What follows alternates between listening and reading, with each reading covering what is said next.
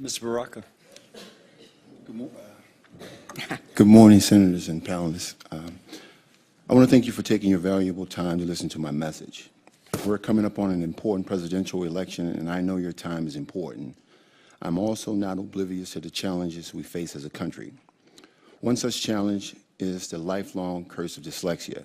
1 out of 5 live with this challenge each day of their lives. So many will never reach their full potential and enjoy this great country as you and I do. So many people have lost the will to believe because of the enemy of dyslexia has forced them into the shadows. But today, we have found a new way to address this enemy once and for all. For many years, I allowed dyslexia to control my life by robbing me of my God-given potential. Can you imagine, in my early teens, never wanting to be anything but a drug dealer? Neither my mother nor my school teachers were able to diagnose the reasons why I had trouble learning. In my mind, pursuing a more formal education was irrelevant. I knew early in life that being a dentist, a physical therapist, a lawyer was out of my reach because I could not read. I turned to quicker pathways out of New Orleans projects. I saw men in my community making ways for themselves without having to read by selling drugs. And my defeatist attitude seemed to outweigh the positive values my grandmother tried to teach me.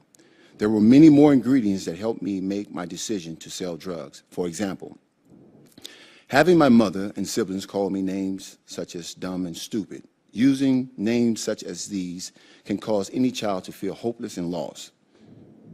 You will notice I never mentioned my father in this presentation. That's because he left when I was 3 years old to chase his dreams of finding a better grade of heroin to use. It was the perfect storm for me.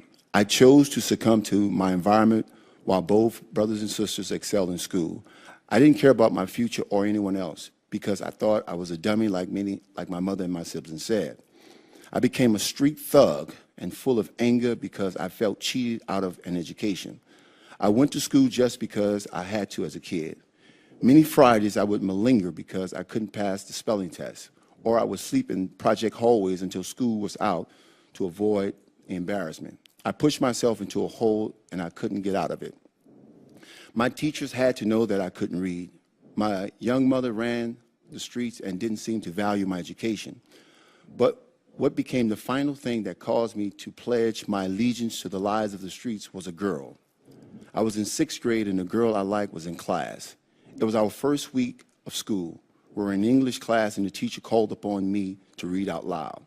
My palms began to sweat and it felt like drops of blood on my forehead.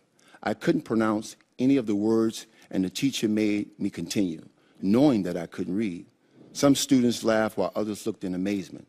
From that day forward, I knew that school wasn't the place for me, and the young lady never really liked me much from that day forward. The streets became my classroom, and looking back, the lessons I learned were shameful. I shot and killed a young person because the street taught me that that's how you resolve conflict. After my release from prison at 15 years of age for manslaughter, I got back into the drug game, still never learning to read. I ended up doing prison time as an adult. I ran from the law for 4 years as a fugitive because I was facing 60 years for drug distribution, and I was guilty. I ended up doing 4 years by God's grace. A jury found me guilty of a lesser charge. At age 23, I entered a prison correctional facility reading on a 3rd grade level.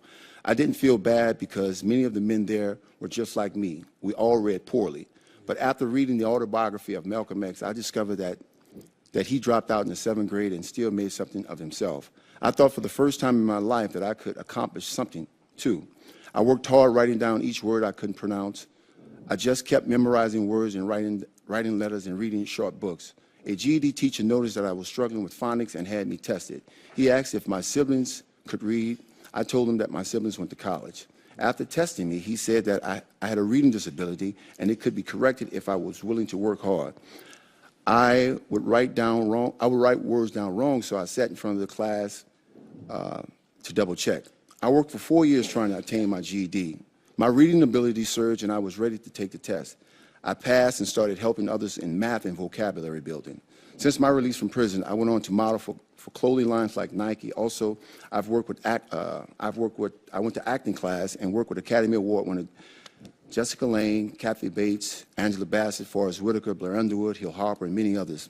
I've produced 4 independent films and written my book, my first book titled The Life I Chose, The Streets Lied to Me. It is meant to inspire others who are just like I was, hiding in the shadows and not getting help. It is also for those who believe that dealing drugs is not the way. Today, there are schools available for kids to fight dyslexia, schools such like the Cassidy's has.